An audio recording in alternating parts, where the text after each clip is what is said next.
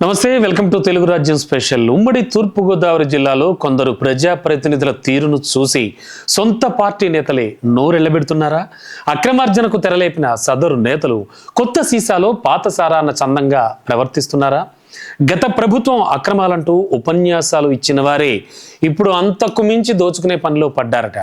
కొందరు కూటమి పార్టీల ప్రజాప్రతినిధులంతా గతంలో అక్రమాలకు పాల్పడిన వారిని వెతికి వారిని చేరదీసి మరీ దోచేస్తున్నారంటూ గగ్గోలు పెడుతున్నారు కూటమి పార్టీల కార్యకర్తలు.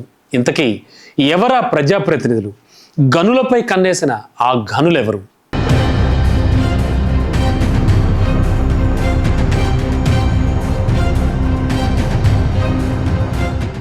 గత వైసీపీ ప్రభుత్వంలో అక్రమాలు, దుర్మార్గం అంటూ ప్రచారం చేశారు కూటమి పార్టీ నేతలు. దీంతో జనం కూడా వైవిధ్యమైన తీర్పునిచ్చారు.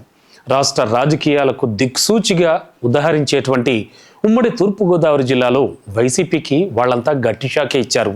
పోటీ చేసిన స్థానాల్లో ఒక్కటంటే ఒక్క స్థానం కూడా వైసీపీకి దక్కకుండా విలక్షణమైన తీర్పు ఇచ్చారు. ఇంకేముంది, పాలన గాడిన పడుతుందని భావించినటువంటి కొన్ని వర్గాలకు షాక్ ఇస్తున్నారట సదరు ప్రజాప్రతినిధులు.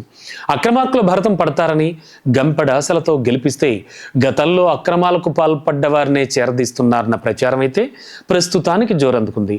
మైనింగ్ వ్యాపారంలో ఆరితేరిన వైకాపాకు చెందిన కొందరు చోటా నేతలకు ఆ దందాలను అప్పగించడం మాత్రం ఇప్పుడు చర్చనీయాంశంగా మారింది. ఒకవైపు గత అక్రమాలపై విచారణ జరుగుతూ ఉంటే ఉమ్మడి తూర్పుగోదావరి జిల్లాలో సిచ్యువేషన్ మాత్రం ఇందుకు భిన్నంగా ఉందని పొలిటికల్ సర్కిల్స్లో ప్రచారం జోరందుకుంది. ఇక మంత్రి నారా లోకేష్ ఎన్నికలకు ముందు రెడ్ బుక్లో ప్రతి అక్రమాన్ని నమోదు చేస్తున్నామని, వాటిని ప్రోత్సహించిన వారిపై చర్యలు తప్పవంటూ ఒక పక్క హెచ్చరిస్తూ ఉంటే, ఇక్కడ మాత్రం కూటమి నేతలే వారితో అక్రమ దందాలు చేయించడంతో కేడర్ అవాక్కవుతోందట.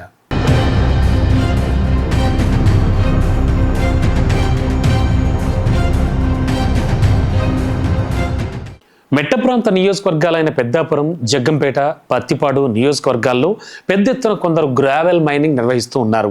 మరి ఈ తతంగం అంతా కూడా ఆయా నియోజకవర్గాల ప్రజాప్రతినిధుల కనుసన్నల్లోనే జరుగుతున్నా కూడా తమకు ఏమాత్రం తెలియనట్టుగానే వ్యవహరిస్తున్నారు.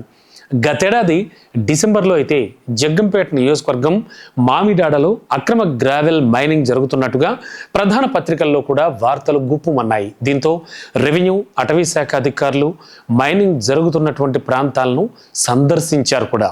మైనింగ్ అక్రమంగా చేస్తున్నారని గ్రహించి అక్కడ యంత్రాలను, లారీలను సీజ్ చేసి కేసు నమోదు చేశారు.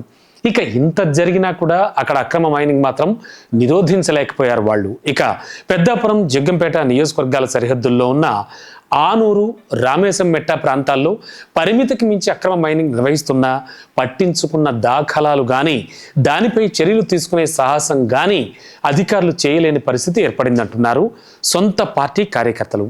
అందుకు కారణం ఏంటో తెలుసా?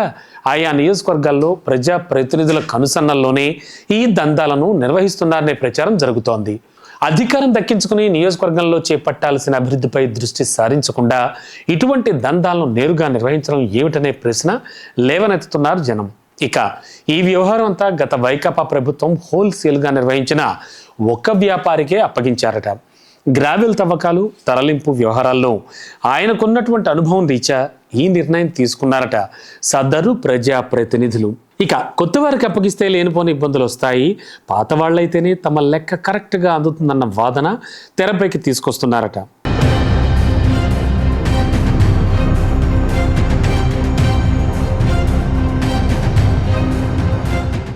ఇక మరో నియోజకవర్గమైన ప్రత్తిపాడులో కూడా ఇదే తరహా దందా కొనసాగుతోంది. ఏలేశ్వరం మండలం ఎర్రవరంలో పోలవరం ఎడమకాలు మట్టిని తరలించుకుపోతున్నారు వాళ్ళు. రాత్రి పగలు అనే తేడా లేకుండా వందల సంఖ్యలో లారీలతో హైవేపై ఉన్న రియల్ ఎస్టేట్ వెంచర్కు మట్టి తరలించుకుపోతున్నా కూడా అధికారులు కిమ్మనకపోవడం విశేషం. మరి ఈ వ్యవహారంలో పక్క నియోజకవర్గం అయినటువంటి జగ్గంపేటకు చెందిన ఒక వ్యక్తి అన్నీ తానే చూసుకుంటున్నట్లుగా ప్రచారం సైతం జరుగుతోంది. గతంలో ఎమ్మెల్యేల వద్ద అనధికారికంగా పిఏగా చక్రం తిప్పిన సదరు వ్యక్తి ఇప్పుడు తన హవా కొనసాగిస్తున్నారట. ఇక ఈ తతంగం అంతా కూడా ఎమ్మెల్యే వరుపుల సత్యప్రభకు తెలిసే జరుగుతోందా, లేక ఆమెకు తెలియకుండా గుట్టుగా చేస్తున్నారా అనేది మాత్రం ప్రశ్నార్థకంగా మారింది. ప్రతిపాడు నియోజకవర్గంలో ప్రతిపాడు, ఏలేశ్వరం మండలాల్లో లెక్కకు మించి అక్రమ గ్రావెల్ క్వారీలను నిర్వహిస్తూ కోట్లాది రూపాయల దందాకు తెరతీసినట్టుగా సమాచారం.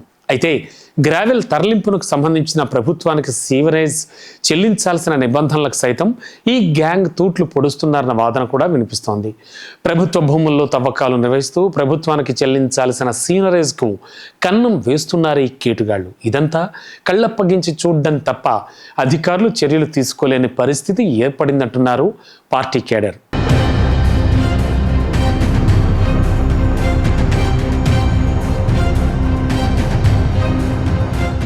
ఇదిలా ఉంటే కోనసీమ ప్రాంతాల్లో అనధికారిక ఇసుక ర్యాంపులకు తెరదీశారు కొందరు ప్రజాప్రతినిధులు. రామచంద్రపురం, పి గన్నవరం, కొత్తపేట నియోజకవర్గాల్లో అక్రమ ఇసుక ర్యాంపులు నిర్వహిస్తున్నట్లుగా తెలుస్తోంది. దీనికి ప్రభుత్వం నుంచి ఎటువంటి అనుమతులు లేకపోయినా కూడా దర్జాగా గోదావరి ఇసుకను తరలిస్తున్నట్లుగా తెలుస్తోంది. కూటమి ప్రభుత్వంలో ఉచిత ఇసుక విధానం అమల్లోకి వచ్చినా కూడా ఈ అక్రమ ఇసుక ర్యాంపుల్లో మాత్రం పైకం చెల్లించాల్సిందే. దీనికి సంబంధించిన గత ప్రభుత్వంలో కూడా ఇసుక తరలింపులో చక్రం తిప్పిన ఓ కాంట్రాక్టర్ మళ్ళీ రంగప్రవేశం చేసినట్లు తెలుస్తోంది. సదరు వ్యక్తి అక్రమ ఇసుక వ్యాపారం, మట్టి తరలింపుల్లో ఆరితేరినట్టుగా చెబుతారు కోనసీమ వాసులు. రాత్రికి రాత్రే మట్టి గుట్టలు, ఇసుక మేటలు తరలించడంలో ఆయనకున్న అనుభవం మరెవరికి ఉందంటారు? మార్పు వస్తుందని అరాచకం అంటూ ప్రచారాలతో హోరెత్తించినటువంటి కూటమి పెద్దలు ఉమ్మడి తూర్పుగోదావరి జిల్లాలో జరుగుతున్నటువంటి అక్రమ మైనింగ్ వ్యవహారంపై ఓ లుక్ వేయాలని కోరుతున్నారు అక్కడి ప్రజలు. మరి ప్రభుత్వ పెద్దలు ఏ నిర్ణయం తీసుకుంటారు అనేది తెలియాలంటే మరికొద్ది రోజులు వేచి చూడాల్సిందే.